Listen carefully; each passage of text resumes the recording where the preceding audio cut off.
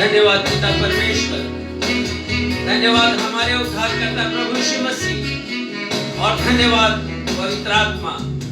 वर्ष 2021 के मानवीय कैलेंडर के प्रथम दिन में हम अपनी कलीसिया में आपका स्वागत करते हैं प्रभु।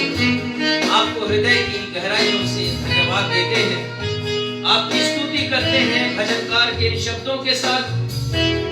यहोवा का धन्यवाद करो क्योंकि वह भला है और उसकी करुणा सदा की है। और वो लिखते हैं कि हे परमेश्वर, मैं तेरा धन्यवाद करूंगा क्योंकि तूने मेरी सुन ली है और मेरा उद्धार किया है।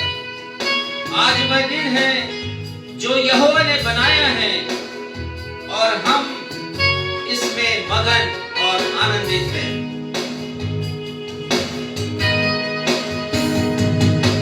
राहों में कांटे अगर हो, रुकना नहीं, चलते जाना। आनंद के साथ, यीशु तेरे साथ है, ये तू विश्वास करना। संसार के अंत तक वो तेरे साथ है। राहों में कांटे अगर हो, रुकना नहीं, चलते जाना। इस नए वर्ष में हम रुके नहीं, बढ़ते चले जाएं यीशु के साथ साथ और विश्वास करें। संसार के अंत तक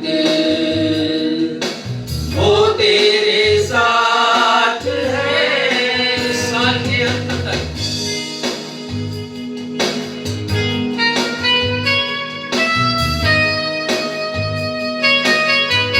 इस जीवन यात्रा में जब हम आगे बढ़ते हैं तो बहुत सी कठिनाइयों का, समस्याओं का सामना हमें करना पड़ता है। चिंताएं आती हैं हमारे जीवन में और हमें आगे बढ़ना है। ये गीत हमें ये प्रेरणा प्रदान करता है।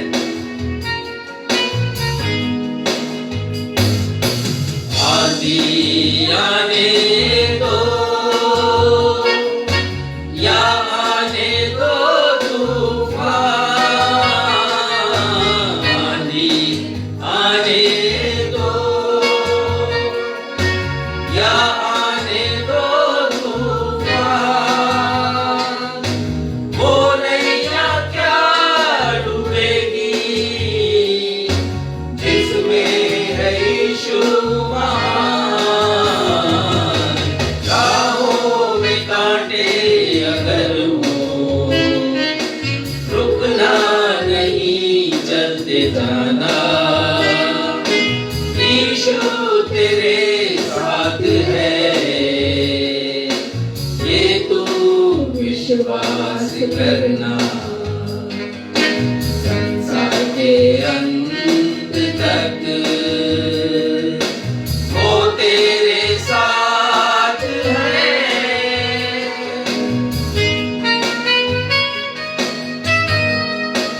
हम मनुष्य हैं और हमारी जिंदगी में दुख भी आते हैं।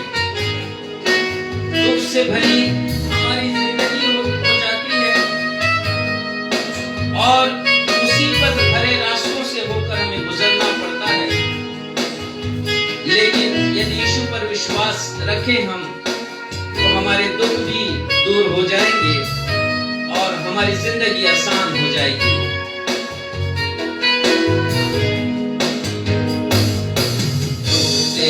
भरी है जिंदगी, मुसीबत भरे रास्ते हैं। तुमसे भरी है जिंदगी, मुसीबत भरे रास्ते हैं।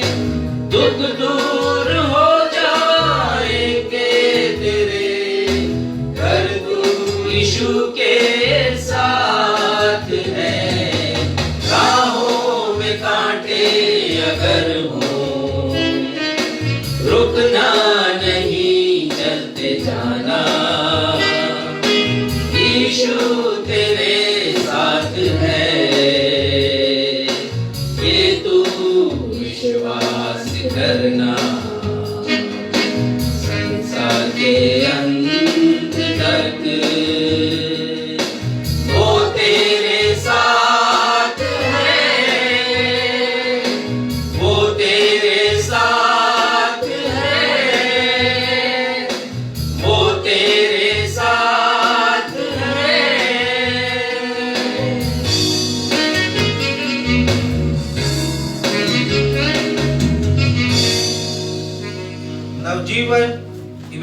इमानुएल चर्च की 54वीं ऑनलाइन आराधना और इस वर्ष यानी सन 2021 की प्रथम आराधना में मैं क्षितिज मसीह आप सबों को नव वर्ष की मुबारकबाद देते हुए अपने उद्धारकर्ता प्रभु यीशु मसीह के अतुलनीय नाम में जय मसीह की शालोम, जय यीशु, यीशु सहाय एवं प्रेज द लॉर्ड कहता हूँ। Praise the Lord.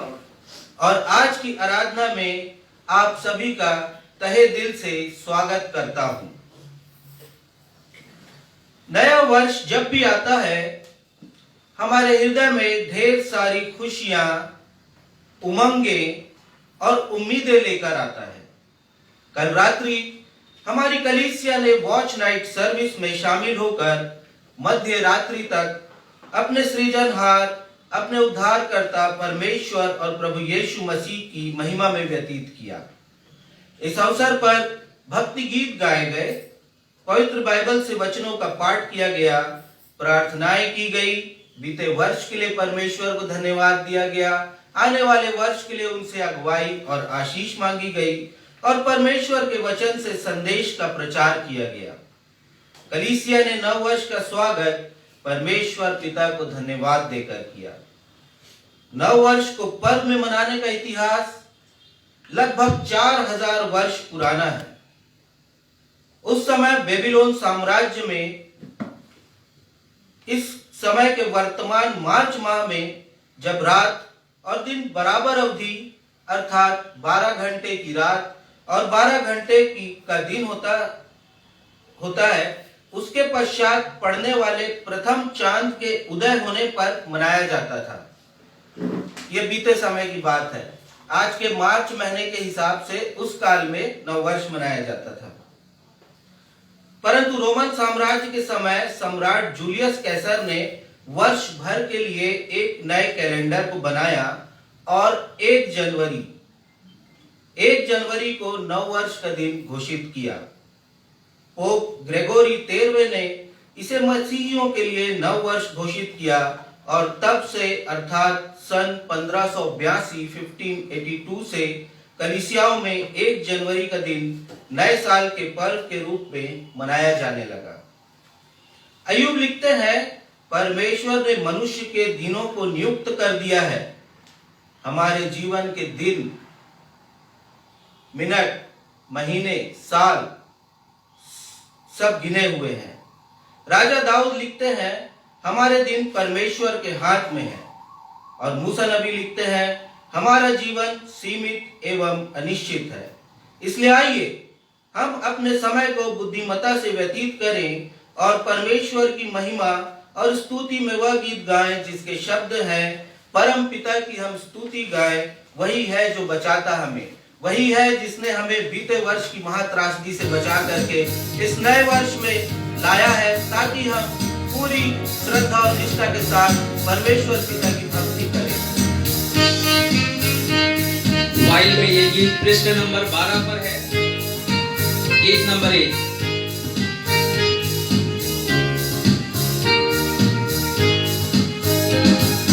परम पिता की हम स्तुति गाएं, वो ही है जो बचाता हमें।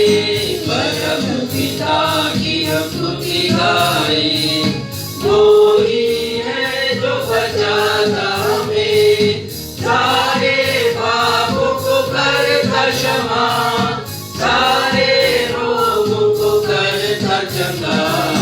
परम पिता की हम स्तुति गाएं, वो ही है जो बचाता हमें।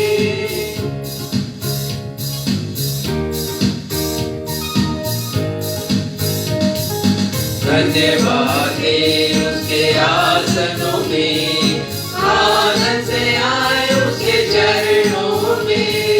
धन्यवाद है उसके आसनों में, आनंद से आए उसके चरणों में।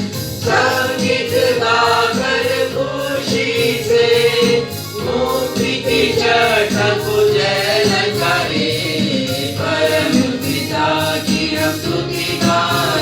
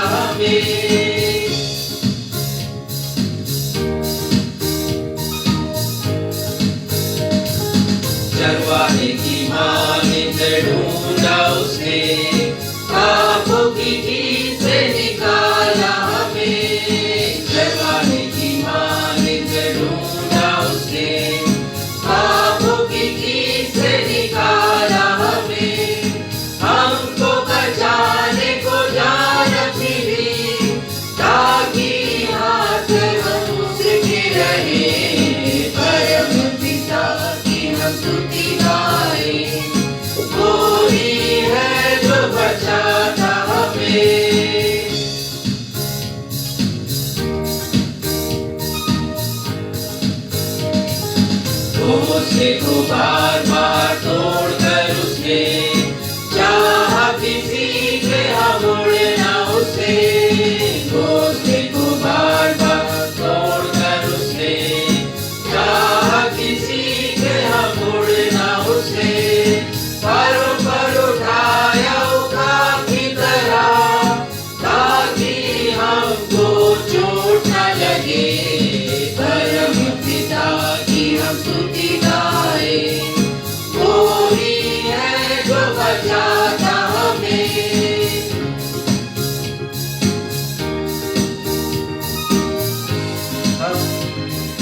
हम इसी स्थिति में खड़े रहते हुए पवित्र शास्त्र में से उत्तरवादी पाठ के लिए निकाल लेंगे भजन संहिता 106 अध्याय पद 1 से 13।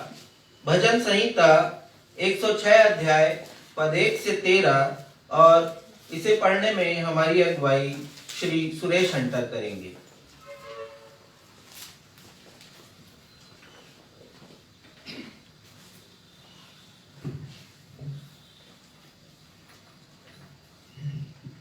आप सबों को जय मसीह की। जय मसीह की। और नए वर्ष आप सबों के लिए बहुत ही मंगलमय साबित हो, यही कामना करता हूँ। नए वर्ष की बहुत सारी शुभकामनाएं।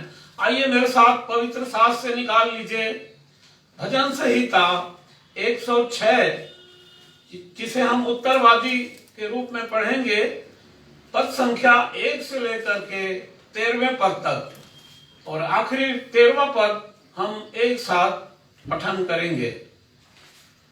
यह की स्तुति करो, यहोवा का धन्यवाद करो, क्योंकि वह भला है और उसकी करुणा सदा की है।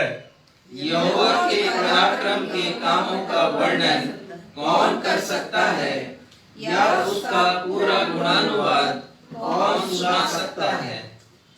क्या ही धन्य वे जो न्याय पर चलते और हर समय धर्म के काम करते हैं।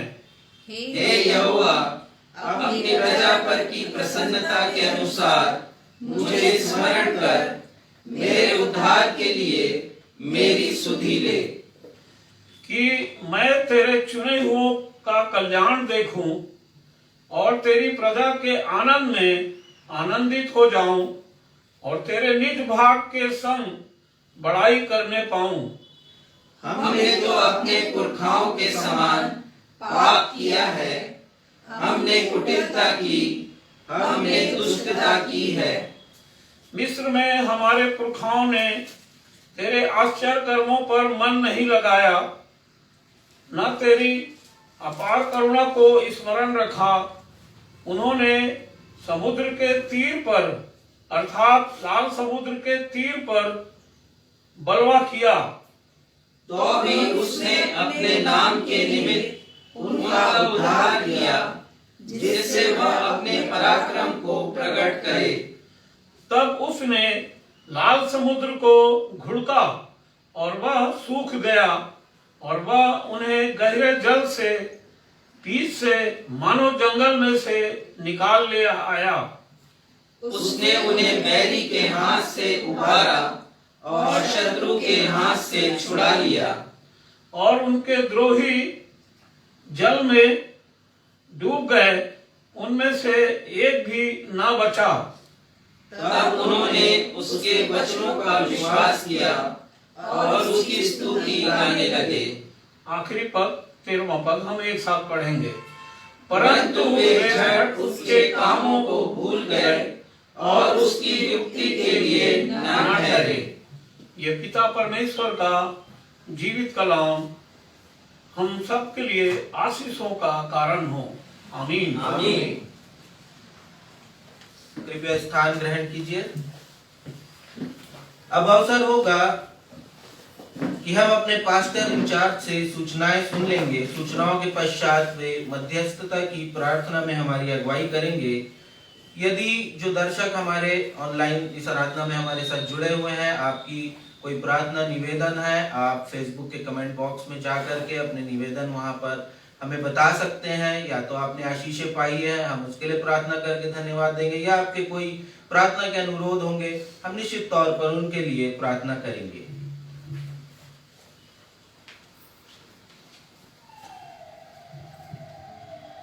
वर्ष 2021 का आज पहला दिन है और हम सब इसे नए वर्ष के रूप में मनाते हैं। हम सब बहुत प्रसन्नचित्त हैं इसलिए क्योंकि परमेश्वर ने एक नया वर्ष फिर से हमारी जिंदगी में जोड़ दिया है। हम धन्यवाद देते हैं। भजन संहिता 118 में हमने पढ़ा कि आज का दिन परमेश्वर का बनाया हुआ है और हम सब मगन और आनंदित हैं। परमेश्वर के बनाए हुए हर दिन हमें मगन करते हैं, हमें आनंदित करते हैं। चाहे जीवन में कितना भी तूफान उठे, कितनी भी परेशानियां आए, कितनी भी विपदा की लहरें आए या सुनामी आए, परमेश्वर हमें साहस देते हैं, बल देते हैं, आनंद देते हैं। और यही प्रार्थना हमारे इस नए वर्ष के लिए भी पिता परमेश्वर से है। हमारे सामने ये वर्ष एक अंधकार के समान है, अज्ञात है। ये वर्ष एक धुंध सा छाया हुआ है कि न जाने क्या होगा। क्योंकि पिछले वर्ष जब 2020 की हमने शुरुआत की तो किसी ने नहीं सोचा था कि कोरोना वायरस इतना भयावह होगा और इतनी तबाही मचाएगा पूरे विश्व में कि आज तक हम उसके असर को देख रहे हैं। तो आने वाला समय हमारे लिए अनजान है, परंतु परमेश्वर को हम जानते हैं। वो हमारे लिए अनजान नहीं है और वो हमारे साथ रहते हैं। तो इसलिए हम उनके ऊपर यकीन करें। आप सब कहें जय मसीह की जय। हम परमेश्वर की प्रशंसा करें। और इस अवसर पर मैं आप सभी को जो कलीसिया में उपस्थित हैं और हमारे दर्शक जो अपने अपने मोबाइल के समक्ष हैं, आप सबों को मैं नव वर्ष की शुभकामनाएं देता हूं। Wish you happy new year कहता हूं। और सूचनाएं इस प्रकार से हैं कि 3 तारीख पहला रविवार है और रविवार की आराधना हमारी कलीसिया में लगाई जाएगी और साथ ही साथ ऑनलाइन भी प्रसारण होगा। तो आप कृपया हमारी कलीसिया की आराधना के साथ जुड़े रहें और आशीषित हों परमेश्वर के वचन के द्वारा, गीतों के द्वारा, वचन के पढ़े जाने के द्वारा। उसके पश्चात 3 तारीख के बाद आने वाले सप्ताह में तिथि तो निर्धारित है लेकिन उसमें अभी हम फेरबदल कर रहे हैं। हम बिलाईगढ़ की कलीसिया में जाएंगे और वहां जाकर के हम नए वर्ष के उत्सव को मनाएंगे अपनी कलीसिया के साथ। और संभव हुआ तो एक free medical health check camp का भी आयोजन हम करेंगे। तो प्रार्थनाओं में इसे आप स्मरण करें। हम प्रार्थना करेंगे रेवरेंड पारिक थॉमसन के लिए जो कोविड-19 से ग्रस्त हैं और कल मैंने उनसे बात की थी और फिर बाद में मुझे पता चला कि उनके हालात में सुधार हुआ है।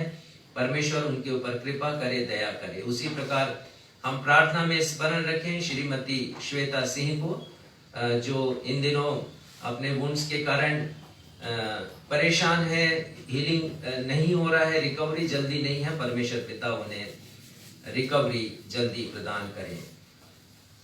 आइए हम प्रार्थना में जाएं और अपने आप को परमेश्वर के हाथ में सौंपें इस नए वर्ष के लिए और परमेश्वर से हम साहस मांगे, मार्गदर्शन मांगे इस नए वर्ष में आगे बढ़ने के लिए और हौसला मांगे परमेश्वर पिता से।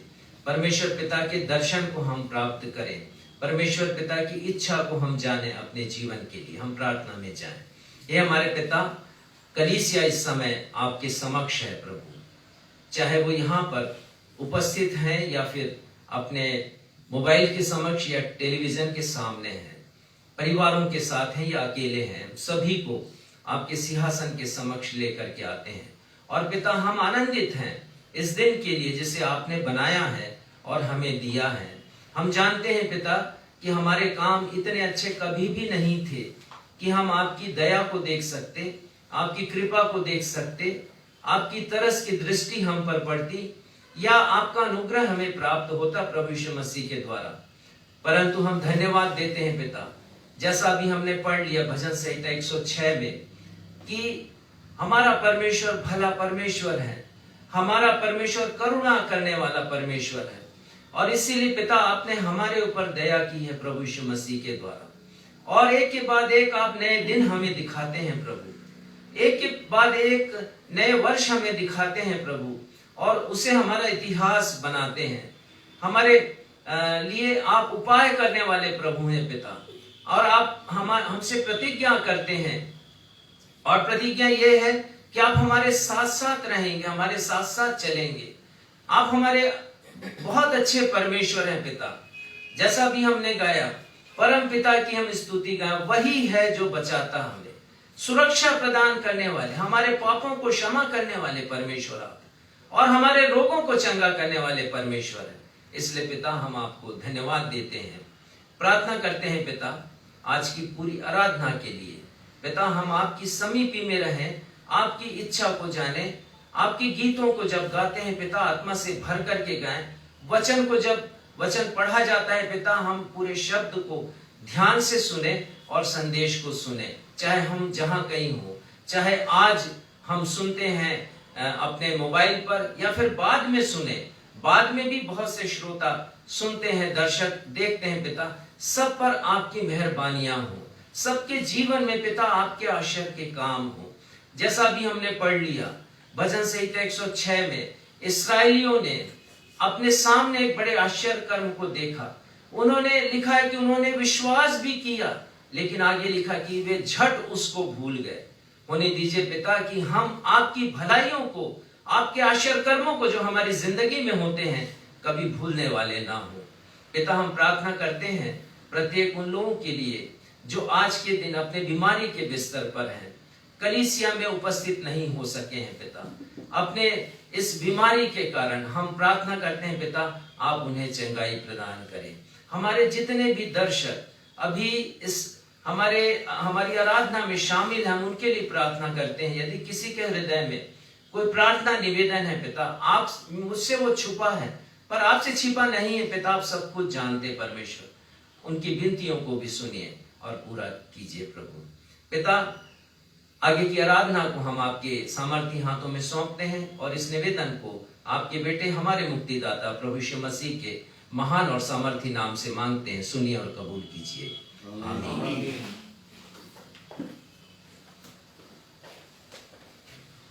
समय होगा कि हम अपनी भेंटों एवं धन्यवादी भेंटों को परमेश्वर के चरणों में अर्पित करते हुए परमेश्वर का धन्यवाद दें।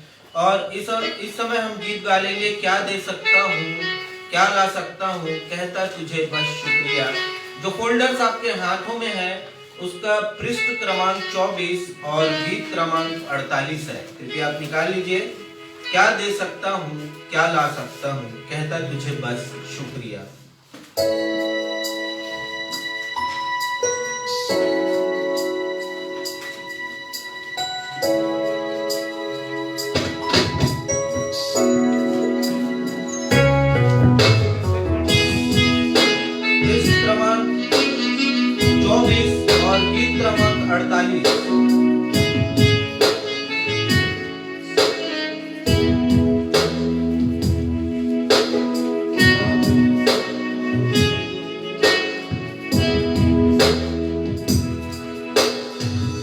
दे सकता हूँ क्या ला सकता हूँ, फिर से क्या दे सकता हूँ क्या ला सकता हूँ, कहता तुझे बस शुक्रिया।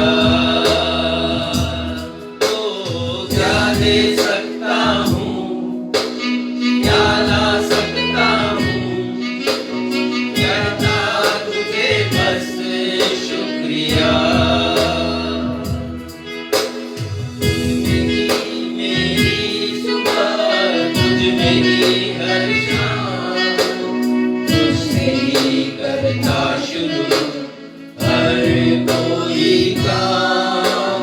शुक्रिया करता हूँ मैं एक तेरा नाम, आदर और धन्यवाद आज तेरे नाम। शुक्रिया शुक्रिया शुक्रिया तेरा शुक्रिया।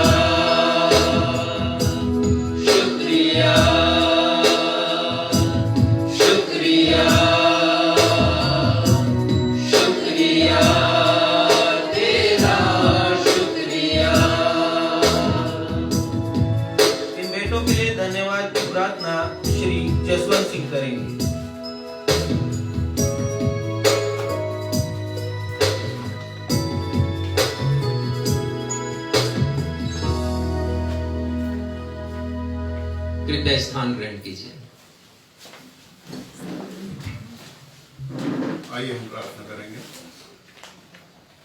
अनुग्रहकारी जीते दयालु सर्वशक्तिमान रहे पिता परमेश्वर, एक बार फिर हम तेरे चरणों के समीप में प्रभु अपने जीवन के द्वारा तेरी महिमा करना चाहते हैं। और यह साल का प्रथम दिन पिता परमेश्वर, व्यतीत दिनों की सकुशलता और आज का ये संगति पिता परमेश्वर सब कुछ तुझे भाने वाला हो, इसके लिए हम तुझसे प्रार्थना करते हैं। हम चाहते हैं पिता परमेश्वर कि हमारे जीवन के द्वारा सदा तेरी महिमा की जाए, क्योंकि पिता परमेश्वर तू महिमा के योग्य परमेश्वर है और तू अपनी की स्तुति किसी को देने वाला परमेश्वर नहीं है। तूने सदैव कहा पिता परमेश्वर कि मैं तेरे साथ हूँ, और हम इस बात का विश्वास करते हैं कि हम छोटे झुंड के रूप में जब यहाँ पे एकत्रित हैं पिता परमेश्वर, जितने लोग इस आराधना से जुड़े हुए हैं सब तेरी दया से आशीषित किए जाएं, तेरी उन आशीषों से मालामाल किए जाएं जो जिनकी उनकी जिंदगी में जरूरी है पिता परमेश्वर। संसार व्यतीत दिनों में पिता परमेश्वर बहुत भयाक्रांत था और बहुत सारी ऐसी परेशानियां मुश्किल लोगों के जीवन में थी, परंतु उसके बावजूद भी पिता परमेश्वर जो तुझ में अपना धीरज रखता है, उन्होंने अपना जीवन बचाया। और पिता परमेश्वर यही जीवन हम पिता परमेश्वर तुझे अर्पित करते हैं कि इस जीवन के द्वारा तेरी महिमा स्तुति और गुणानुवाद होती रहे। नवजीवन संस्था के द्वारा जितने भी कार्य किए जाते हैं पिता परमेश्वर, उन सब पर तेरी आशीष हो, संसाधनों की किसी तरह की कमी ना हो, भेंटों के द्वारा, दानों के द्वारा, अपने सहयोग के द्वारा, शारीरिक सहयोग के द्वारा और पिता सलाह के द्वारा, तमाम बातों से पिता परमेश्वर इस संस्था को पिता परमेश्वर लोग अपनी सहायता देते रहें, ताकि इसके द्वारा तेरे नाम की महिमा निश्चित रूप से होने पाए, क्योंकि तू यही चाहता है। हम जानते हैं पिता परमेश्वर कि हम तुझे क्या दे सकते हैं। हमारे जीवन का तमाम हिस्सा तेरा ही दिया हुआ है और उस दिए हुए हिस्से में से हम तुझको तेरा ही तुझे चढ़ाते हैं पिता परमेश्वर। इसे ग्रहण कर और स्वर्ग राज में इसकी बढ़ोतरी के लिए पिता परमेश्वर आशीष दे।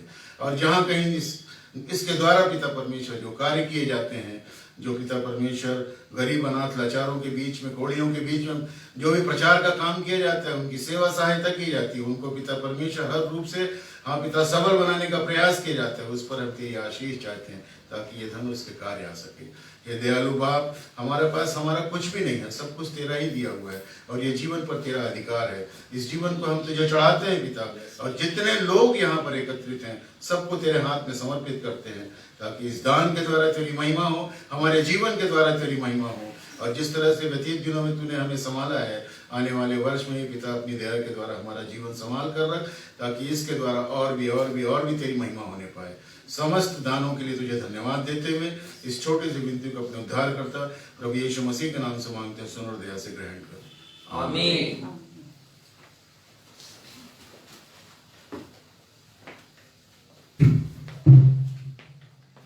समय होगा पवित्र शास्त्र में से पाठों के पठन का।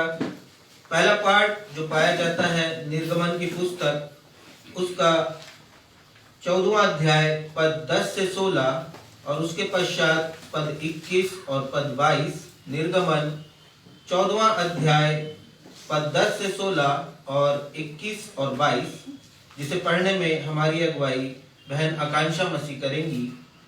दूसरा पाठ जो पाया जाता है फिलिपियों की पत्री, उसका पहला अध्याय पद 3 से पद 6। फिलिपियों अध्याय 1 पद 3 से पद 6, और इसे पढ़ने में हमारी अगुवाई श्रीमती बीना मसीह करेंगी।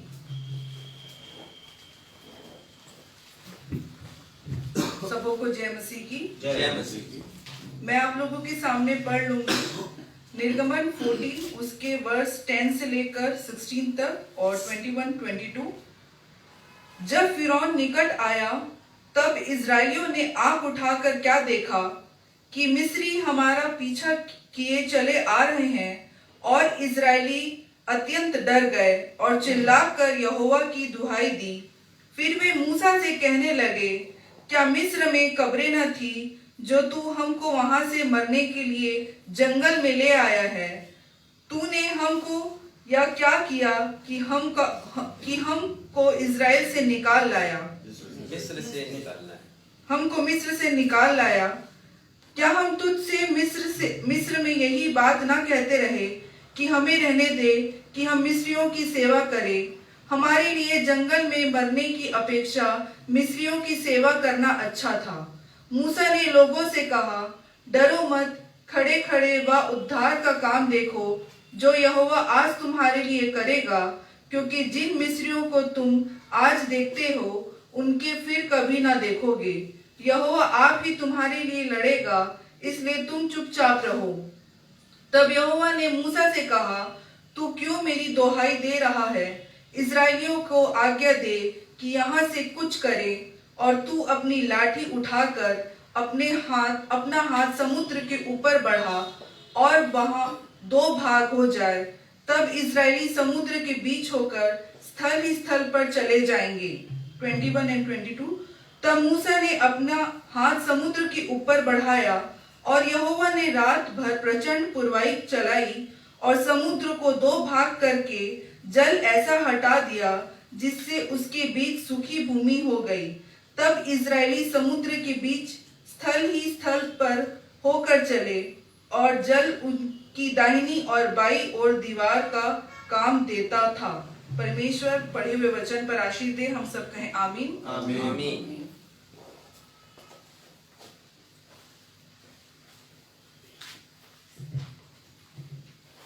आप सबों को नववर्ष की ढेर सारी शुभकामनाएं। आपको भी। मैं आपके समक्ष धर्मशास्त्र से पढ़ लूंगी। फिलिप्पियों की पत्री अध्याय 1 पद 3 से 6। यहाँ पर इस प्रकार लिखा है, मैं जब जब तुम्हें स्मरण करता हूँ तब तब अपने परमेश्वर का धन्यवाद करता हूँ, और जब कभी तुम सबके लिए विनती करता हूँ तो सदा आनंद के साथ विनती करता हूँ, इसलिए कि तुम पहले दिन से लेकर आज तक सुसमाचार के फैलाने में मेरे सहभागी रहे हो। मुझे इस बात का भरोसा है कि जिसने तुम में अच्छा काम आरंभ किया है वही उसे यीशु मसीह के दिन तक पूरा करेगा। यह परमेश्वर का जीवित और सच्चा वचन है। परमेश्वर इसके सुने जाने और समझे जाने पर हम सबको आशीष प्रदान करें। हम सब कहें आमीन। आमीन।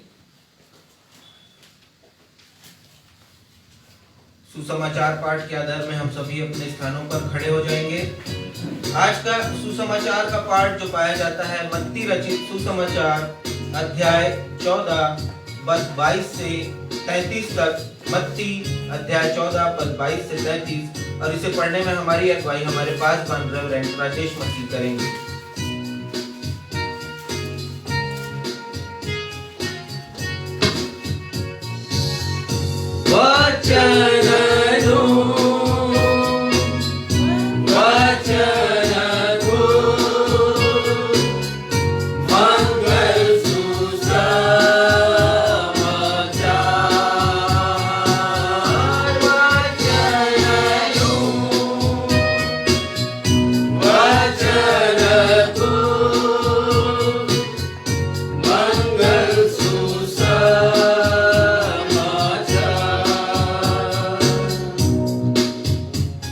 सुसमाचार का पाठ मत्ती रचित सुसमाचार उसके पद 22 से उसके पद 33 तक। और यहाँ इस प्रकार लिखा है, और यीशु ने तुरंत अपने चेलों को बरबस नाव पर चढ़ाया कि वे उससे पहले पार चले जाएं, जब तक कि वह लोगों को विदा करे।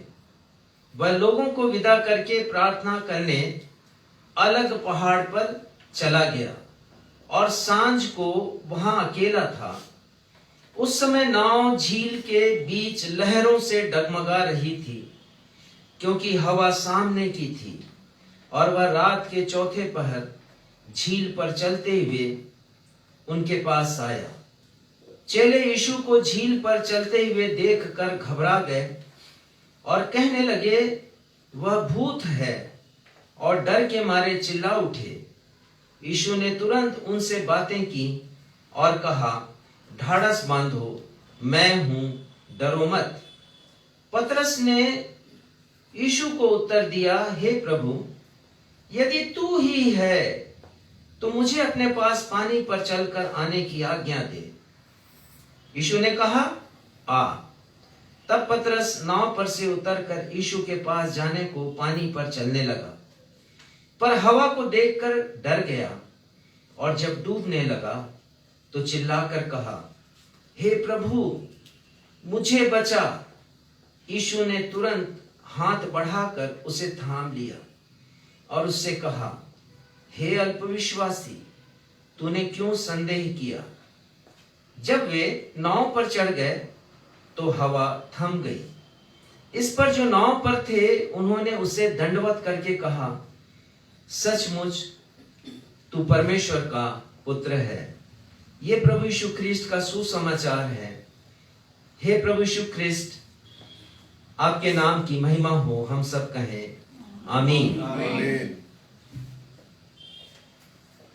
कृपया स्थान ग्रहण कीजिए। नव वर्ष 2021 में आप अपनी प्रत्येक योजनाओं को परमेश्वर के हाथों में सौंप दीजिए, वे उसे पूर्ण करेंगे। न सिर्फ ये आज का हमारे संदेश का विषय है, परंतु ये हमारा विश्वास होना चाहिए कि निश्चित तौर पर परमेश्वर हमारी हर एक योजनाओं को पूरी करेंगे। And trust your all plannings in the hands of God. He will accomplish it in the year 2021. और इसी विषय पर आज हमारे पासवान वचन में से हमारे सामने संदेश को रखेंगे और हम जानेंगे कि हम कैसे अपने प्लानिंग्स को परमेश्वर के हाथों में सौंपेंगे और उनकी अगुवाई को प्राप्त करेंगे। पर आइए इससे पूर्व हम संदेश में जाएं। हम नए वर्ष 2021 के आगमन के अवसर पर एक गीत गाएंगे, संभाल यीशु जी नव वर्ष के हर पल में, अभी तक हमको संभाला तूने। बीते वर्ष में जो कुछ भी आपदाएं आई, प्रभु ने हमें संभाला और वो आगे भी हमारी अगुवाई करेगा। आपके हाथों में जो फोल्डर है उसका पृष्ठ क्रमांक 2 और गीत क्रमांक 6।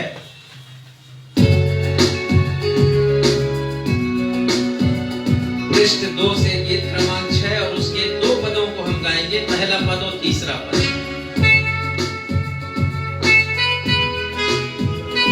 इसे हमने थोड़ा परिवर्तित किया है, नए वर्ष का गीत इसे बना दिया है और आप गाएंगे, संभाल प्रभु जी नव वर्ष के हर पल में।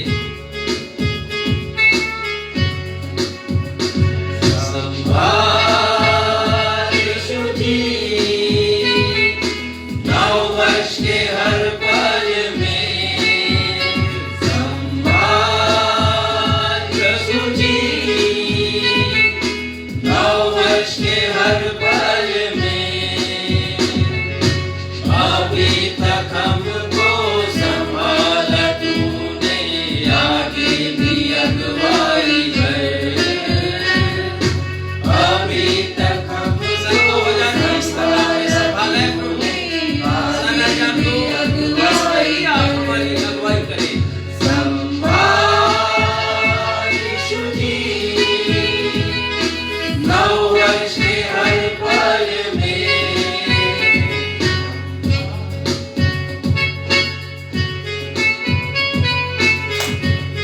कितने अच्छे ये शब्द हैं, जैसे मुर्गी बच्चों को संभालती है अपने पंखों की तरह, वैसे ही हमारे परमेश्वर पिता हमें संभालते हैं।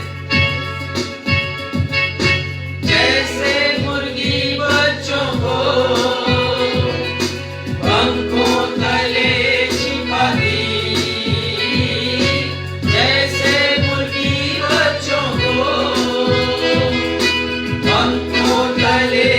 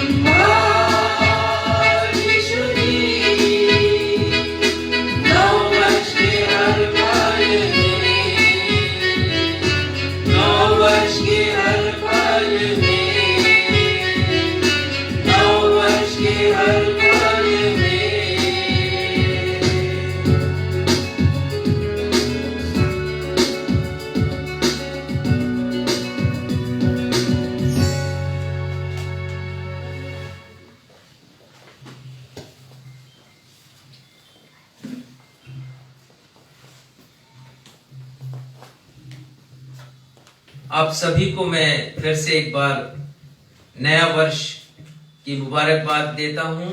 आप सभी से कहता हूं नया साल मुबारक हो। जिस विषय के ऊपर आज हम मनन करेंगे,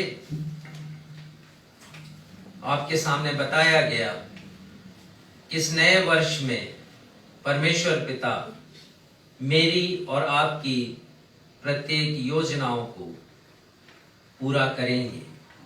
परमेश्वर का वचन कहता है, यिर्मयाह लिखते हैं यिर्मयाह 29 में, परमेश्वर कहते हैं कि जो कल्पनाएं मैं तुम्हारे लिए करता हूं, जो योजनाएं मैं तुम्हारे लिए बनाता हूं, उसे मैं एक दिन अवश्य पूरा करूंगा।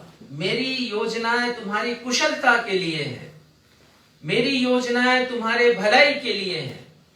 और परमेश्वर का वचन कहता है कि वो हमारी आशाओं को पूरा करेंगे, हमारी उम्मीदों को पूरा करेंगे। और वो कहते हैं कि तुम मुझे खोजोगे, तुम मुझे ढूंढोगे और तुम मेरे पास आओगे और तुम मेरे लोग ठहरोगे और मैं तुम्हारा परमेश्वर ठहरूंगा। जय मसीह की। इतनी अच्छी प्रतिज्ञाएं भला हमको और कहां पर मिलेंगी वर्ष 2021 के लिए, कि हमारे परमेश्वर हमसे वादा करें कि वो कभी वादा करते हैं कि वो कभी भी हमें नहीं छोड़ेंगे, कभी भी नहीं त्यागेंगे। परंतु हमारी जीवन यात्रा कभी आसान नहीं होती। इस जीवन यात्रा में जब हम आगे बढ़ते हैं तो हमें बहुत से तूफानों का सामना करना होता है। हमारा जीवन अकस्मात अनेक तूफानों से घिर जाता है और जब ऐसे समय में हम यीशु को पुकारते हैं, यीशु से प्रार्थना करते हैं, प्रभु यीशु मसीह हमें बचाने के लिए हमारे बिल्कुल करीब होते हैं। In the storms of life the lord is near at hand to care. प्रभु यीशु मसीह हमारा ध्यान रखते हैं। जीवन के तूफानों से बचाने प्रभु यीशु मसीह हमारे बहुत करीब होते हैं। और 2021 के लिए परमेश्वर पिता की एक प्रतिज्ञा है हमसे कि जब इस जीवन यात्रा में हम आगे बढ़ेंगे, अपनी योजनाओं को परमेश्वर के समक्ष रखेंगे, तो परमेश्वर पिता हमारी योजनाओं को पूरा करेंगे। और जीवन में जब तकलीफें आए, संकट आए, झंझावात आए और तूफान आए और कष्ट के बादल घिर जाए हमारे जीवन में, तो प्रभु यीशु मसीह हमारा सहारा बनेंगे। आज के वचन के द्वारा हम इन बातों को सीखेंगे। प्रभु यीशु मसीह हमारी फिक्र करते हैं। प्रभु यीशु मसीह को हमारी चिंता है। इस नए वर्ष में भी, प्रत्येक दिन में भी, चाहे जैसे जैसे हम इन दिनों में आगे बढ़ते जाएंगे, हो सकता है कि कुछ नई समस्याओं से हमारा सामना हो सकता है। जैसा मैंने कहा आपसे कि वर्ष 2020 के प्रारंभ में किसी ने नहीं सोचा था कि हमारे घर का कोई व्यक्ति कोरोना पॉजिटिव होगा। हमने कभी नहीं सोचा था कि वो हमारा मित्र या हमारा रिश्तेदार, हमारा निकट संबंधी, हमारे घर के लोग, उनमें से कोई एक कोविड-19 के कारण हमेशा इस दुनिया को अलविदा कहकर विदा हो जाएगा। हमने सोचा नहीं था। इस वर्ष के आज हम प्रारंभिक दिन में हैं, पहले दिन में हैं, तो ये निश्चयता हमारे जीवन में होना चाहिए कि प्रभु यीशु मसीह हमारी फिक्र करते हैं। और इस बात को देखने के लिए, इस बात को समझने के लिए हम निकाल लेंगे आज के सुसमाचार पाठ को। मत्ती रचित सुसमाचार 14वां अध्याय और 22 पद से 33 पद के मध्य में हम कुछ बातों को सीखेंगे और परमेश्वर के वचन से कुछ और बातों को हम देखेंगे। पिछले सप्ताह क्रिसमस के दिन में भाई जसवंत सिंह ने एक प्रार्थना की थी और उन्होंने प्रार्थना में जिक्र किया था पतरस का, और उन्होंने जिक्र किया था उस घटना का कि पतरस जैसे ही हवा को देखता है, पतरस जैसे ही लहरों को देखता है, वो डूबने लगता है। और उन्होंने कहा था कि हमारी नजरें प्रभु यीशु मसीह की तरफ। तो मैं सोचने लगा कि ये तो बहुत अच्छा विषय है और हमारे नव वर्ष के लिए हमें एक नई ऊर्जा दे सकता है। नए साहस से भर सकता है, नया उमंग पैदा कर सकता है। तो मैंने इस वचन को चुना है। कुछ बातों को हम देखेंगे। पहली बात यह है कि प्रभु यीशु मसीह हमारी फिक्र करते हैं, प्रभु यीशु मसीह हमारी चिंता करते हैं उस समय जब हम जीवन के तूफानों में फंस जाते हैं। प्रभु यीशु मसीह हमें उन तूफानों से निकालने की सामर्थ्य रखते हैं और इसलिए हमारा यकीन प्रभु यीशु मसीह के ऊपर होना चाहिए। हम देखेंगे यहाँ पर पद 21 को पढ़िएगा, यद्यपि ये पढ़ा नहीं गया लेकिन समझने के लिए ये हमारी मदद करेगा। और खाने वाली स्त्रियों और पद 21 मत्ती 14 उसका 21वां पद वही है। हाँ ठीक है। और खाने वाले स्त्रियों और बालकों को छोड़कर 5000 पुरुषों के लगभग थे। हाँ, 5000 पुरुषों के लगभग एक भीड़ थी प्रभु यीशु मसीह के साथ में, और पुरुषों की संख्या, महिलाएं और बच्चे शामिल नहीं है, और मैं विश्वास करता हूं कि करीब 10,000 के आसपास वो भीड़ रही होगी। तो एक बड़ी भीड़ है प्रभु यीशु मसीह के पास, और ये भीड़ प्रभु यीशु मसीह को राजा बनाना चाहती है। यहां पर नहीं लिखा है, लेकिन यदि आप यूहन्ना उसका 6वें अध्याय का 15वां पद पढ़ें, निकाल के देखें उसमें क्या लिखा है, तब आपको पता चलेगा कि ये बड़ी भीड़ एक अभिप्राय के साथ एकत्रित है। उन्होंने भोजन खाया है और एक बड़े आश्चर्य कर्म को देखा, 5 रोटी 2 मछली के द्वारा तृप्त हुए हैं भोजन खाकर, और वो ये सोच रहे हैं कि यही वो व्यक्ति है जिसे परमेश्वर ने भेजा है कि वो हमारा राजा बने और वो शासन करे हम पर। और यीशु मसीह में वो संभावनाओं को देखते हैं जो गुण एक राजा में होना चाहिए, और वो यीशु को राजा बनाते हैं। पढ़िएगा यूहन्ना 6 उसका 15वां पद। यीशु यह जानकर कि वे मुझे राजा बनाने के लिए पकड़ना चाहते हैं। हाँ, वो यीशु मसीह को राजा बनाने के लिए पकड़ना चाहते थे। यूहन्ना के 6वें अध्याय के इसके पूर्व के पदों में भी आप उसी आश्चर्य कर्म के बारे में पढ़ेंगे जिसका वर्णन यहाँ पर मत्ती ने किया है। और लोगों ने जब यीशु मसीह को देखा तो सोचा यही हमारे ऊपर शासन कर सकते हैं, इससे अच्छा राजा हमारे लिए और कौन हो सकता है। तो लिखा है कि जब लोग पकड़ना चाहे यीशु मसीह को राजा बनाने के लिए, तो यीशु मसीह पहाड़ पर चले गए। शिष्य भी प्रभु यीशु मसीह को राजा बनाना चाहते थे, इसीलिए यहां पर 22 पद में लिखा है, मत्ती 14:22 में, कि उसने तुरंत चेलों को बरबस नाव पर चढ़ाया, क्योंकि वो भी उस भीड़ में शामिल थे। और हम जानते हैं कि शिष्यों की अपेक्षा यीशु को लेकर क्या थी। वो यीशु के एक राजा के रूप में देखना चाहते थे, मसीहा के रूप में देख रहे थे वो प्रभु यीशु मसीह को सांसारिक रूप से, कि वो हमारे राजा बनेंगे और उन्हें अनेक अनेक प्रकार के पद से उन्हें सुशोभित किया जाएगा।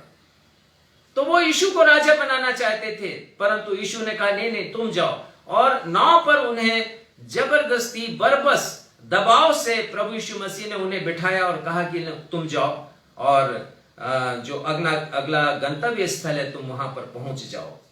शैतान ने भी प्रभु यीशु मसीह को राजा बनाना चाहा, और जब उसने परीक्षा की तो यीशु से कहा यदि तू झुककर मुझे प्रणाम करे तो ये सारा राज्य जो मेरा है मैं तुझे दे दूंगा। परंतु यीशु मसीह राजा बनने के लिए नहीं आए। पिलातुस के सामने प्रभु यीशु मसीह ने कहा, जब पिलातुस ने पूछा, प्रभु यीशु मसीह के ऊपर बड़ा अभियोग ये लगाया गया था कि ये कहता है कि मैं यहूदियों का राजा हूं, तो पिलातुस ने यही प्रश्न प्रभु यीशु से पूछा, और प्रभु यीशु मसीह ने कहा कि मेरा राज्य इस संसार का नहीं है, इस जगत का नहीं है। यदि मेरा राज्य इस संसार का होता तो मेरे भी कुछ लोग हैं वो युद्ध करते और मैं भी युद्ध करता, परंतु मेरा राज्य इस जगत का नहीं। पद 22 को हम देखते हैं कि प्रभु यीशु मसीह ने चेलों को बरबस नाव पर चढ़ाया है, मत्ती 14:22 में, और ये कहते हैं कि तुम मुझसे पहले इस गलील सागर के पार पहुंच जाओ, और प्रभु यीशु मसीह ने लोगों को विदा किया है। कितना अच्छा शिष्टाचार प्रभु यीशु मसीह का। ना सिर्फ उन्हें भोजन प्रदान किया, परंतु प्रभु यीशु मसीह ने आदर के साथ, सम्मान के साथ उस बड़ी भीड़ को वहां से विदा किया। और ये शिष्टाचार हम प्रभु यीशु मसीह से सीखते हैं। दिन प्रतिदिन के जीवन में लोगों से हम कैसे पेश आए। प्रभु यीशु मसीह ने इन बातों को हमें सिखाया है। 23 पद में लिखा है, वह लोगों को विदा करके प्रार्थना करने को अलग पहाड़ पर चला गया। प्रार्थना करने के लिए प्रभु यीशु मसीह अकेले पहाड़ पर चले गए हैं। प्रार्थना के लिए एकांत आवश्यक है, हमारे लिए भी एकांत आवश्यक है। हम जब एकांत में होते हैं तो हम मनन करते हैं, हम ध्यान करते हैं, हम चिंतन कर सकते हैं। हम जब एकांत में होते हैं तब प्रभु यीशु मसीह के साथ और भी अधिक संगति कर सकते हैं। बहुत बार हम कहते हैं कि हम बड़े बड़े व्यस्त हैं, हमारे पास समय नहीं रहता कि हम प्रार्थना करें। इस नए वर्ष में, जो कि नए वर्ष का पहला दिन हमारे लिए एक संकल्प का दिन भी होता है, रेजोल्यूशन लेने का भी दिन होता है। कल रात्रि को मैंने इसके ऊपर चर्चा की और आज भी मैं कहूंगा कि यदि आपके जीवन में प्रार्थना का स्थान नहीं है, प्रार्थना रहित आपका जीवन है, तो प्रभु यीशु मसीह से हम सीखें, जो बड़े भोर से लेकर के रात्रि तक काम करते थे, सेवा करते थे, लेकिन प्रार्थना के लिए हमेशा वक्त निकाला करते थे। और यह भी आया है परमेश्वर के वचन में, विशेषकर लूका रचित सुसमाचार में, कि रात रात भर प्रभु यीशु मसीह प्रार्थना किया करते थे। एक दिन फिक्स कीजिए, दिन में समय फिक्स कीजिए, एकांत में प्रभु यीशु मसीह के साथ बैठिए। दैनिक आत्मिक ऊर्जा में मैंने इसके ऊपर बहुत ढेर सारे लेख लिखे हैं, एकांत में प्रार्थना करने के विषय में। प्रभु यीशु मसीह ने कहा कि जब तू प्रार्थना करे तो अपने कमरे में जा, द्वार बंद कर और अपने पिता से जो गुप्त में है प्रार्थना कर। प्रभु यीशु मसीह का तात्पर्य यह नहीं है कि हमें वास्तव में कमरे में जाना है लिटरली, पर वो उनका कहना यही है कि हम एकांत में जाएं, अकेले जाएं, चिंतन करें, प्रभु यीशु मसीह के साथ समय को बिताएं। वर्ष 2021 में इससे अच्छा फैसला और कोई हो नहीं सकता हमारे लिए, यदि हमारा जीवन प्रार्थना रहित है। और इसका लाभ यह होगा कि हमारा नजरिया बदल जाएगा उन चुनौतियों के लिए, उन संकटों और परेशानियों के लिए जो हमारी जिंदगी में आते हैं, और हम जीवन के संघर्षों का मुकाबला और अच्छी तरह और अधिक गुणवत्ता के साथ हम कर सकेंगे। प्रभु यीशु मसीह पर्वत पर अकेले हैं, प्रार्थना में लीन है, लेकिन शिष्यों की क्या दशा है, शिष्यों की क्या स्थिति है। यहां पर लिखा है कि जब यीशु मसीह प्रार्थना कर रहे हैं 23 पद में, और वो अकेले हैं, तो 24 पद पढ़िएगा। उस समय नाव झील के बीच लहरों से डगमगा रही थी, क्योंकि हवा सामने की थी। शिष्यों की नाव झील में लहरों से डगमगा रही थी। शिष्य संघर्ष कर रहे हैं आगे बढ़ने का, लेकिन वो स्थिर हैं अपनी जगह पर। लिखा है कि हवा भी सामने की और बड़े वेग से हवा आ रही होगी। ये जो गलील का झील है, सुसमाचारों में अनेक बार इसका उल्लेख आया है। इसका नाम गन्नेसरत की झील भी हम पढ़ते हैं, तिबिरियास झील भी हम इसके बारे में पढ़ते हैं। समुद्र के समान ये छोटा मोटा, लंबाई 22 किलोमीटर है, चौड़ाई 13 किलोमीटर है और गहराई 150 फीट की है। आसपास छोटी छोटी पहाड़ियों से ये झील घिरा हुआ है। मीठे पानी की ये झील है और पर्वतों से घिरा होने के कारण जब हवा बहती है बड़ी तेजी के साथ, तो वो एक गोल घेरा बनाती, जिससे तूफान अक्सर वहां पर आया करते हैं। और इसी तूफान में ये शिष्य फंस गए हैं। यूहन्ना 6:18 में लिखा है कि शिष्यों की नाव आंधी तूफान में फंस गई थी और वे जीवन के लिए संघर्ष कर रहे थे। मरकुस 6:48 में लिखा है कि वे नाव खेते खेते घबरा गए थे, और वो लिखते हैं कि हवा उनके विपरीत थी। और यहां हमने पढ़ा मत्ती में कि हवा के कारण उठी ऊंची लहरों के कारण उनकी नाव डगमगा रही थी। पर यीशु पर्वत पर हैं और वो प्रार्थना कर रहे हैं।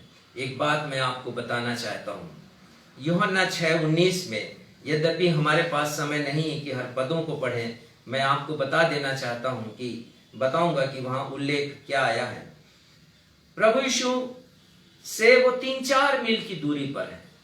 प्रभु यीशु मसीह पर्वत पर है, प्रार्थना कर रहे हैं, और निश्चित है कि वो शिष्यों के लिए ही प्रार्थना कर रहे होंगे।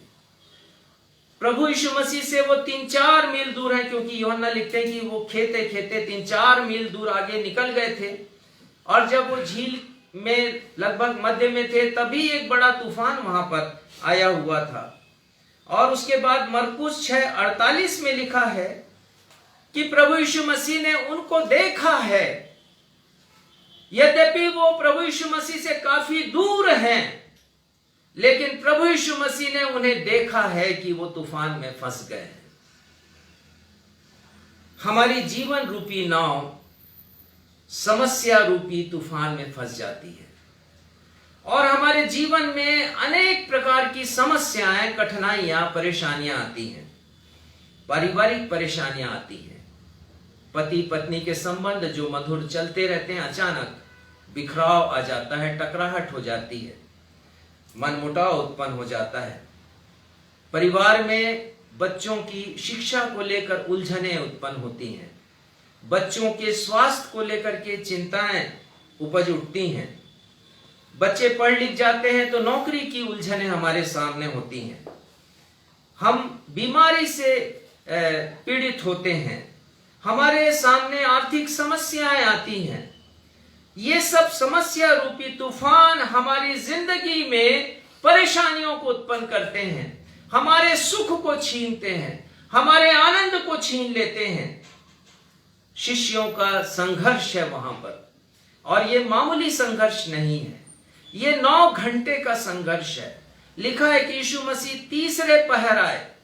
तो जरा सोचिए, शाम के समय प्रभु यीशु मसीह ने उन्हें नाव पर बिठाया है संध्या के समय, और तीसरे पहर प्रभु यीशु मसीह आए हैं।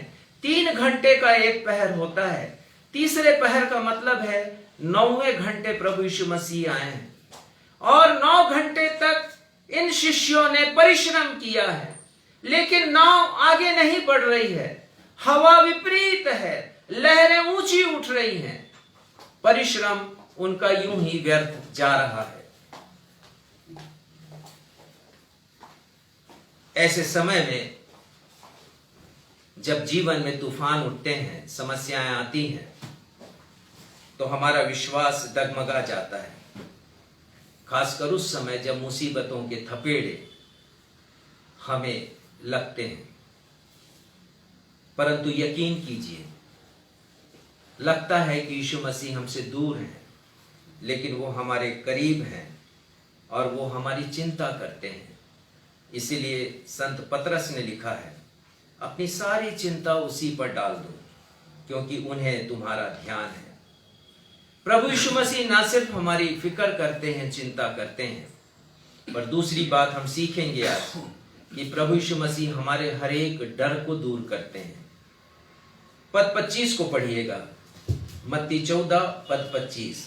और यीशु रात के चौथे पहर, क्षमा करेंगे, चौथे पहर आए यीशु मसीह। हाँ, और यीशु रात के चौथे पहर झील पर चलते हुए उनके पास आया। 26 भी। चेले उसको झील पर चलते हुए देखकर घबरा गए।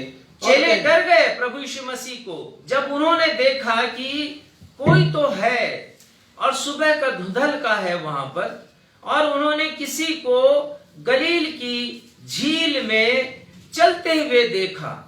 और लिखा है कि शिष्य प्रभु यीशु मसीह के डर गए प्रभु यीशु मसीह को देखकर, और कहने लगे कि वो भूत है। प्रभु यीशु मसीह को उन्होंने भूत समझ लिया। डर जब भी आता है, हमारे आनंद को, हमारे उत्साह को, जीवन की खुशियों को समाप्त कर देता है। सुख जाता रहता है जब डर आता है। और मेडिकल साइंस कहता है कि इंसान के जीवन में 300 से अधिक प्रकार के डर होते, 300 से अधिक प्रकार के डर होते हैं। 300 प्लस फोबियाज। किसी को पानी से डर, किसी को रात से डर, किसी को नींद से डर लगता है, किसी को दवाई खाने से लगता है डर, किसी को सड़क पर पैदल चलने से डर लगता है, अनेक अनेक प्रकार से डर लगते हैं। परंतु परमेश्वर का वचन है जो हमें साहस देता है, और ये वचन हमसे कहता है कि मत डर। और प्रभु यीशु मसीह ने भी यही कहा उनसे। प्रभु यीशु मसीह कहते हैं, ढाढ़स बांधो, मैं हूं, डरो मत। प्रभु यीशु मसीह को देख करके घबरा गए, और बड़ा स्वाभाविक था ये घबराना। पहला कारण यह है कि आज तक कोई भी मनुष्य प्रभु यीशु मसीह के सिवाय पैदल नहीं चल पाया है। पानी पर कोई भी चल भी नहीं सकता है। तो उनके लिए यह असंभव सी बात थी कि कोई कैसे पानी पर चल रहा है। प्रभु यीशु मसीह को उन्होंने देखा चलते हुए तो पहचाने नहीं। एक तो सुबह का समय है, हो सकता है कि थोड़ा थोड़ा प्रकाश उस समय आ गया हो, लेकिन यीशु मसीह को वो पहचान नहीं पाए और वो डरने लगे। पर यीशु मसीह कहते हैं, ढाढ़स बांधो, मैं हूं, डरो मत। Take courage, it is I, fear not. और ये कहा जाता है कि हमारे परमेश्वर के वचन में 365 बार मत डरो परमेश्वर की तरफ से लिखा गया है। प्रतिज्ञा हमारे लिए है नहीं डरने की, फियर नॉट। और मेरे एक मित्र सियूनी में अरुण सिंह, उन्होंने किताब भी लिखी है फियर नॉट के ऊपर, और बतलाया है कि कहां कहां पर परमेश्वर के वचन में हमें पढ़ने मिलता है कि हमें डरना नहीं है। उन्होंने उस किताब को लिखा है। जीवन के तूफानों में जब हम डर जाते हैं, तब प्रभु यीशु मसीह हमसे कहते हैं, बस 27 को पढ़िएगा। तब यीशु ने तुरंत उनसे बातें की और कहा, ढाढ़स बांधो, मैं हूं, डरो मत। वर्ष 2021 की जीवन यात्रा को जब हमने प्रारंभ किया है, और अनेक मुश्किलें और परेशानियां जब आएंगी हमारे जीवन में, तब याद रखिए कि ये वाक्यांश हमें भरोसा देंगे प्रभु यीशु मसीह की तरफ से। उनकी प्रतिज्ञा है कि मैं हूं, आई एम विथ यू, मैं तुम्हारे साथ हूं, तुम्हें डरना नहीं है, तुम्हें साहस करना है। आपको लेकर के जाऊंगा मैं निर्गमन उसके 14वें अध्याय की ओर, जो आज पुराने नियम से पहला पाठ पढ़ा गया। और यहां पर हम देखते हैं कि परमेश्वर ने आजादी दी है इस्राएलियों को, आजादी दी है। 400 वर्षों से अधिक वो गुलामी की अवस्था में थे, मिस्र देश में राजा फिरौन के दासत्व में थे, और वो मजदूरी का काम किया करते थे। कभी उनका स्टेटस वहां पर ऊंचा नहीं उठा। स्टेटस यूसुफ का ऊंचा उठा था, जो प्रधानमंत्री के पद तक पहुंचा था। लेकिन उसके बाद के जो राजा हुए, उन्होंने इस्राएलियों को नकारना शुरू किया और मजदूरों के समान उनसे व्यवहार किया, और उनसे मजदूरी कराई जाती थी। परमेश्वर ने उनकी पीड़ाओं को देखा, उनके आंसुओं को देखा, और मूसा को खड़ा किया कि उन्हें आजादी दे। और ऐसा हुआ कि परमेश्वर ने उन्हें आजादी दी, और परमेश्वर ने कहा कि मैं इस्राएलियों को प्रतिज्ञा किए हुए देश लेकर के जाऊंगा। उन्होंने कहा कि मैं उनको लेकर के जाऊंगा उस देश में जिसकी प्रतिज्ञा उन्होंने अब्राहम से की है। और जब ये आजाद हुए तो इन्होंने अपनी यात्रा प्रारंभ की। लेकिन जब अपनी यात्रा में आगे बढ़े तो सामने लाल सागर आ गया, और जब लाल सागर आया है वहां पर, तो उसी समय राजा फिरौन की सेना को उन्होंने देखा। पद 10 में लिखा है, जब फिरौन निकट आया, तब इस्राएलियों ने आंखें उठाकर क्या देखा कि मिस्री हमारा पीछा करके आ रहे हैं। निर्गमन 14 उसके 13वें पद को पढ़ेंगे।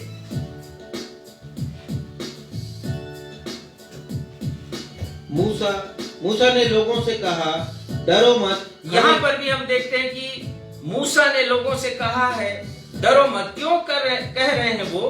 क्योंकि 6 लाख इस्राएली पुरुष संकट में हैं। संकट यह कि उनके सामने लाल सागर और पीछे राजा फिरौन की शक्तिशाली विश्व विजयी सेना है। आगे कुआं है यदि, तो पीछे खाई है, वो जाए तो जाए कहां? लाल सागर आगे है, बढ़ नहीं सकते, पीछे वो आ नहीं सकते, क्योंकि राजा फिरौन की सेना ने उन्हें घेर लिया है।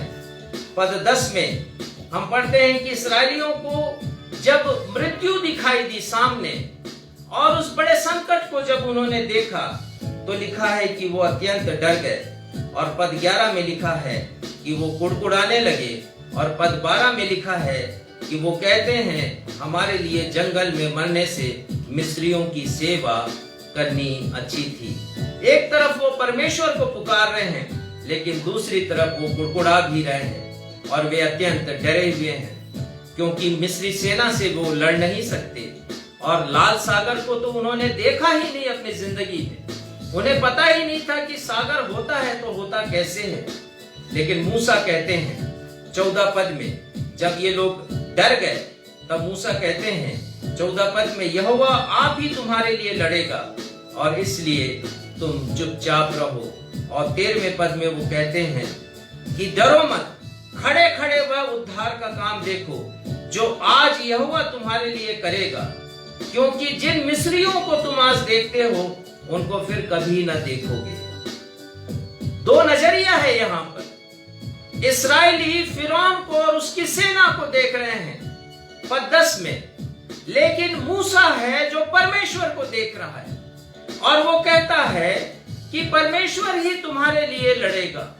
वर्ष 2021 में जब हम आगे बढ़ रहे हैं, दिन प्रतिदिन आगे हम बढ़ रहे हैं, तो हम भी यकीन करें, हम डरे नहीं, हम घबराए नहीं हालातों से, चाहे कैसी भी समस्याएं हमारे सामने आ जाएं, पर हम यकीन करें परमेश्वर पिता पर कि परमेश्वर पिता मेरी समस्याओं का हल निकालेंगे। समस्याओं को हम बढ़ाएं नहीं, हम ये सोचें कि हमारा परमेश्वर बड़ा है।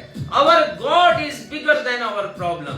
हमारा परमेश्वर हमारी समस्याओं से, हमारी चिंताओं से बड़ा है। और हम देखते हैं कि परमेश्वर यहाँ पर कैसे प्रबंध करते हैं और हम देखते हैं परमेश्वर आज्ञा देते हैं इस्राएलियों को कि तुम यहाँ से कूच करो। परमेश्वर कहते हैं कि तुम्हें आगे बढ़ना होगा, तुम्हें पहला कदम उठाना होगा।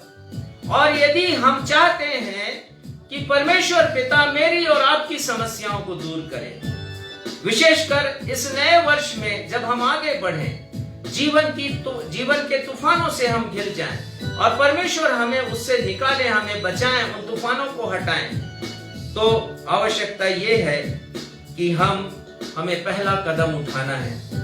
परमेश्वर ने मूसा से कहा कि उन्हें कहो कि वो कूच करें यहाँ से और आगे बढ़ें। दूसरी आज्ञा परमेश्वर देते हैं और वो देते हैं मूसा से, कहते हैं अपनी लाठी उठाकर अपना हाथ समुद्र की ओर बढ़ा। मूसा से भी कुछ काम करने के लिए वो कहते हैं, इस्राएलियों से कहते हैं कि तुम्हें कदम उठाना पड़ेगा।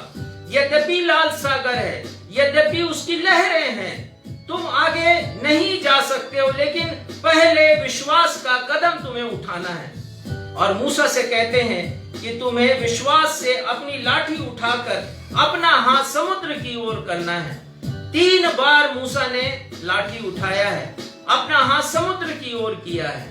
यदि आप आगे पढ़ेंगे, पहली बार किया है समुद्र को 2 भाग में बांटने के लिए, दूसरी बार उसने अपनी लाठी उठाई है पद 21 में जमीन सुखाने के लिए, और तीसरी बार उसने लाठी उठाई है समुद्र की ओर बढ़ाया है मिस्री सेना के विनाश के लिए।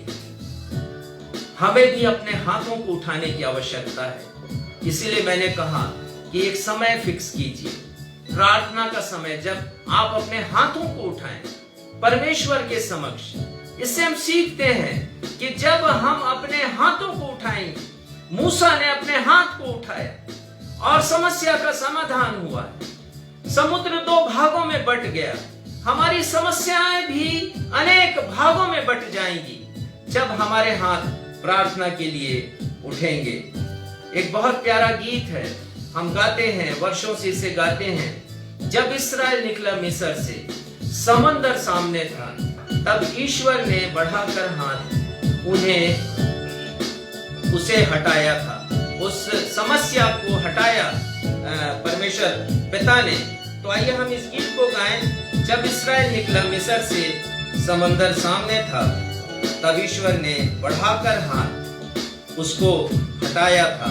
और उसी प्रकार परमेश्वर हमारी जिंदगी की हर एक परेशानियों को, हर एक तकलीफों को परमेश्वर पिता दूर करेंगे।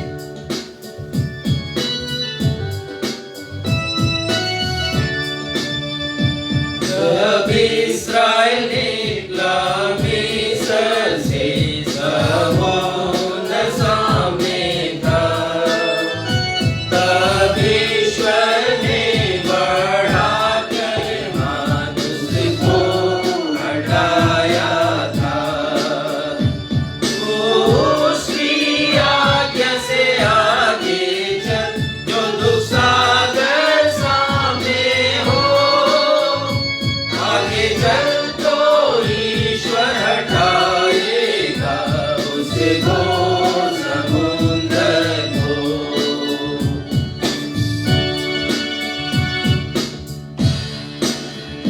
जब दुख और शोक की आंधी में मैं डूबने वाला था, प्रभु ने महाशक्ति से उसको हटाया था। तो उसकी आज्ञा से आगे चल, जो दुख सागर सामने हो, आगे चल तो ईश्वर हटाएगा उसको समुद्र को, उसको समुद्र को, उसको उस घोर समुद्र को, उस चिंताओं के समुद्र को, परेशानियों के समुद्र को, आर्थिक परेशानियों के समुद्र को, बीमारियों के समुद्र को परमेश्वर पिता अपने हाथ बढ़ाकर हमारी जिंदगी से हटाने की क्षमता रखते हैं और वो उसे हटाएंगे।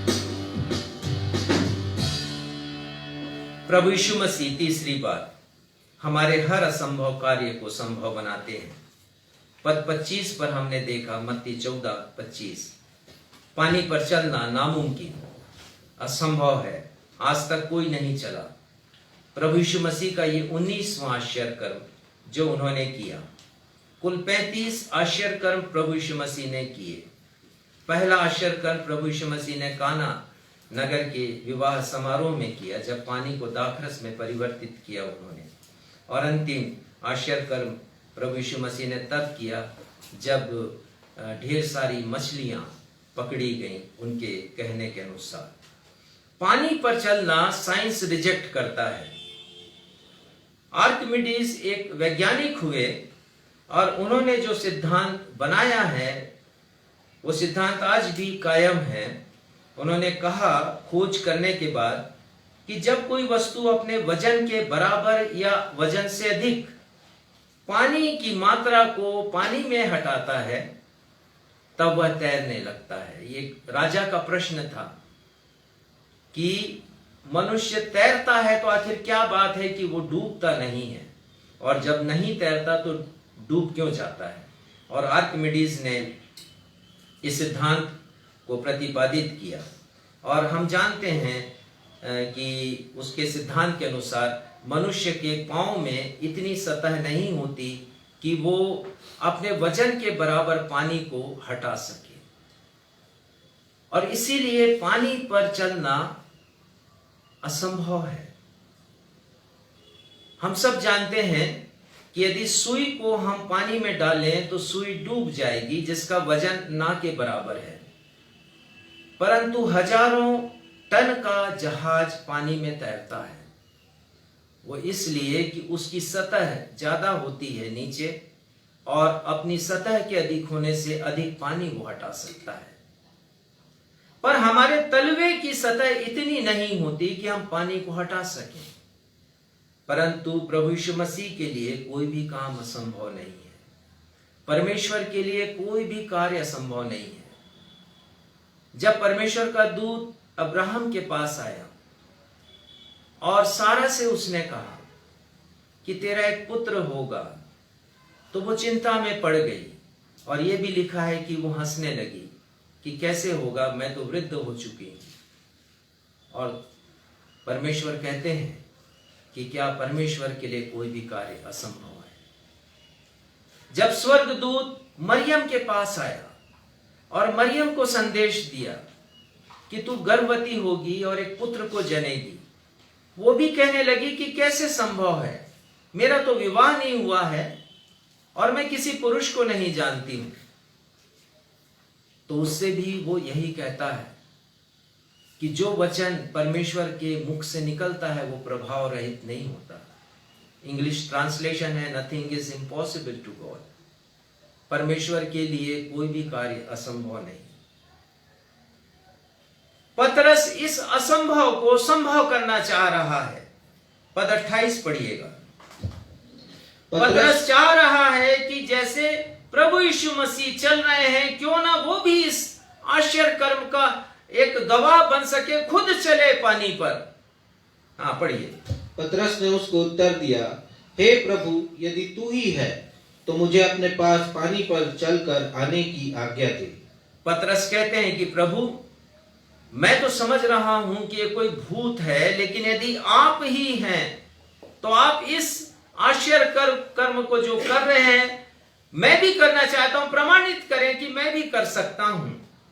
और उसके बाद लिखा है पद 29 में कि प्रभु यीशु मसीह उसे बुलाते हैं और लिखा है कि पतरस पानी पर चलने लगता है।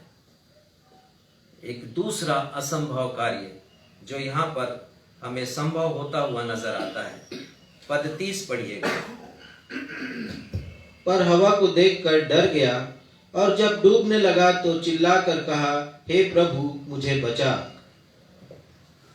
जब तक नजरें प्रभु यीशु मसीह की तरफ हैं तब तक वो पानी पर चल रहा है, पर जब उसकी नजरें हवा की तरफ जाती हैं जो बड़ी तेजी से चल रही थी, तूफान के समान हवा चल रही थी, आंधी के समान वो हवा थी, तो लिखा है कि वो घबराने लगता है और लहरों को देखकर डूबने लग जाता है।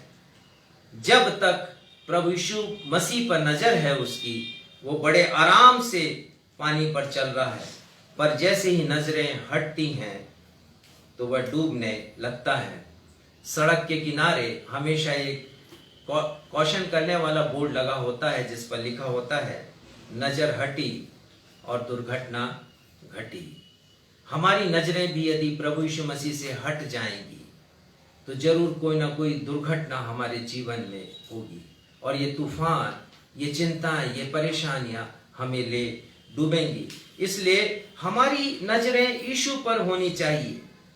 उस समय जब हमारे जीवन में कठिन घड़ी आती है, कठिनाई का समय आता है, जब हम संसार को देखेंगे, सहायता के लिए देखेंगे, यीशु को छोड़ेंगे, संसार से अपेक्षा करेंगे कि हमारी समस्याएं दूर हो जाएं, तो हम डूबेंगे, हम बचेंगे नहीं।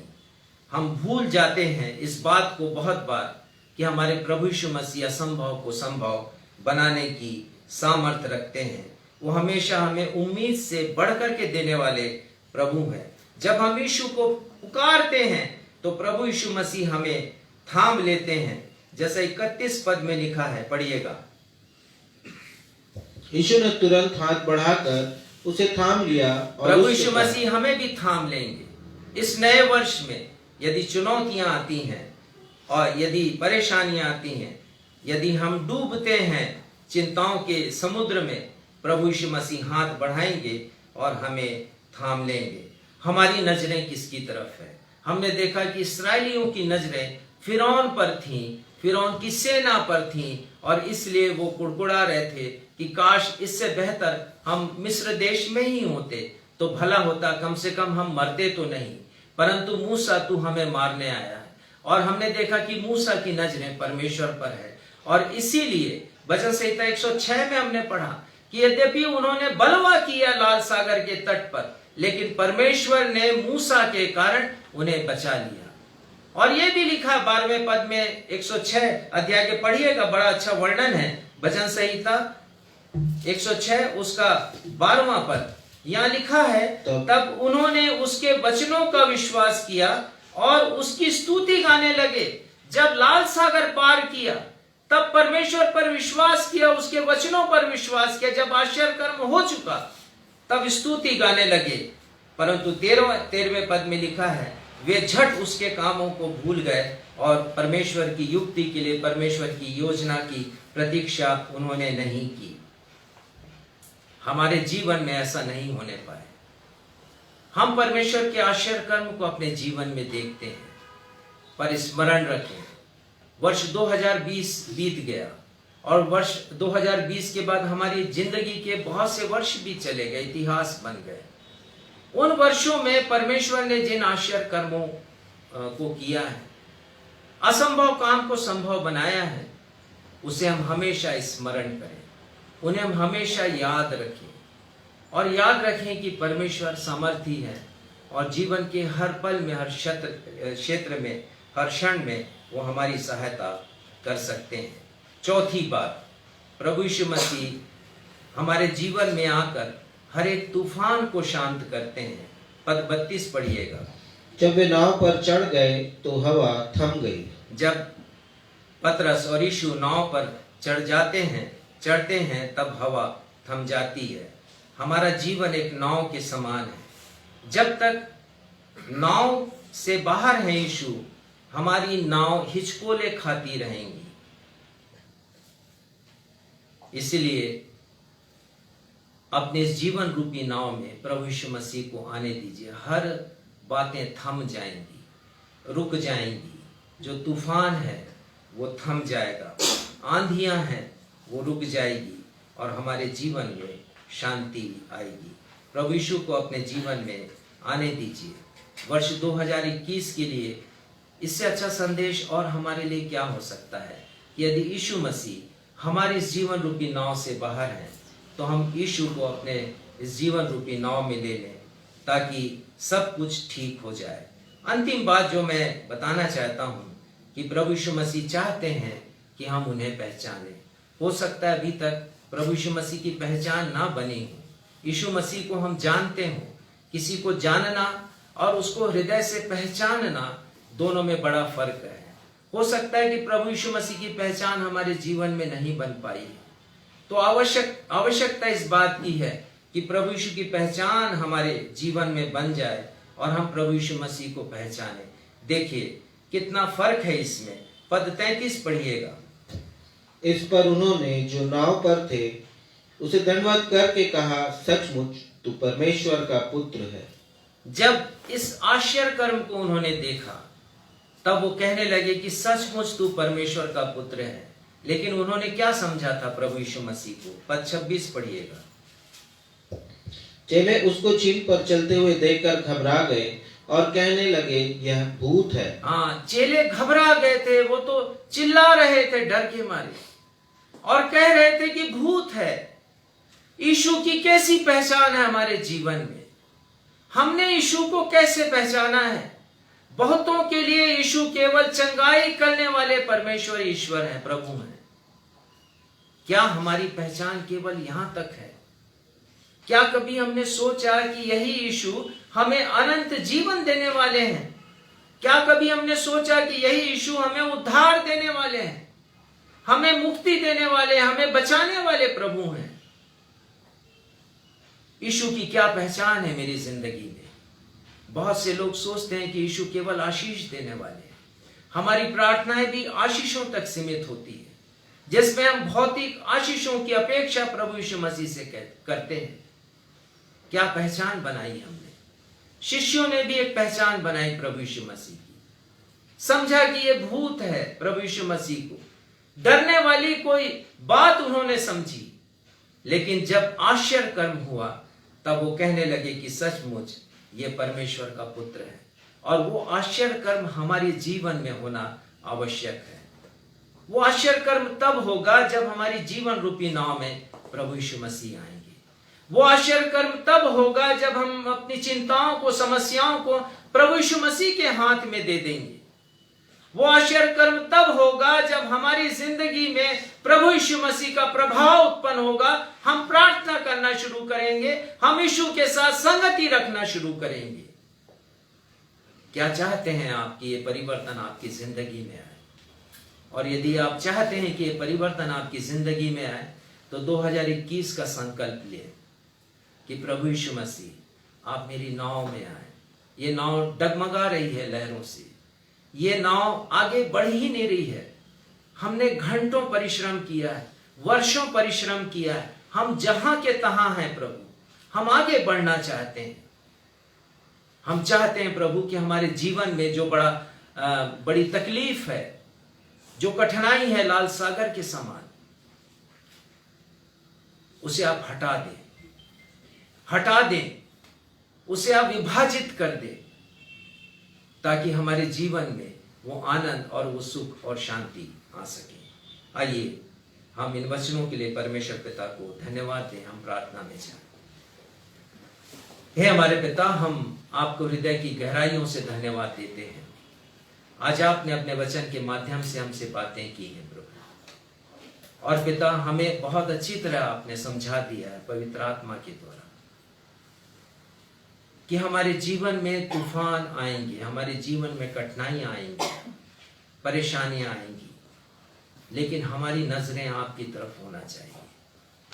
राजा यहोशापात के विरोध में, उसके देश के विरुद्ध 3 देशों की सेनाएं इकट्ठी हो गई, लाखों की फौज है वहां पर, और वो भी डर गया। लेकिन वो कहता है कि हमारी नजरें परमेश्वर की ओर लगी हैं। होने दीजिए पिता कि हमारी नजरें भी आपकी तरफ लगे। पतरस यद्यपि डूबने लगा, जब उसने लहरों को देखा, जब उसने उस हवा के प्रवाह को देखा, महसूस किया, लेकिन जब प्रभु यीशु मसीह की तरफ देखा तो वो बच गया। प्रभु यीशु मसीह ने थाम लिया अपने हाथ को बढ़ाकर। होने दीजिए पिता, जीवन के ऐसे कठिनतम क्षणों में हम प्रभु यीशु मसीह को देखें।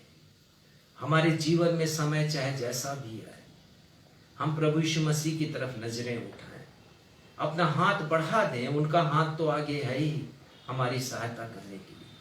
होने दीजिए पिता, जब ये लाल सागर आ जाए हमारे सामने और पीछे शत्रुओं की सेना आ जाए हमें बर्बाद करने के लिए, हमें नाश करने के लिए, हम कूच करें जीवन में, आगे बढ़े पिता, आपके आदेश का पालन करें और आपके आश्चर्य कर्म को अपनी जिंदगी में देखें। पिता, इस वचन के लिए हम धन्यवाद देते हैं, अपने हर एक श्रोताओं के लिए जिन्होंने आज इस वचन को सुना है। वर्ष 2021 के लिए आपकी सामर्थ की प्रार्थना मैं करता हूं।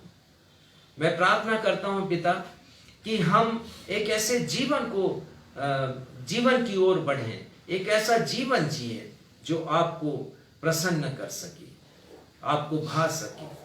ऐसा जीवन हमारा वर्ष 2021 में हो सके कि हमारे जीवन में यीशु मसीह है।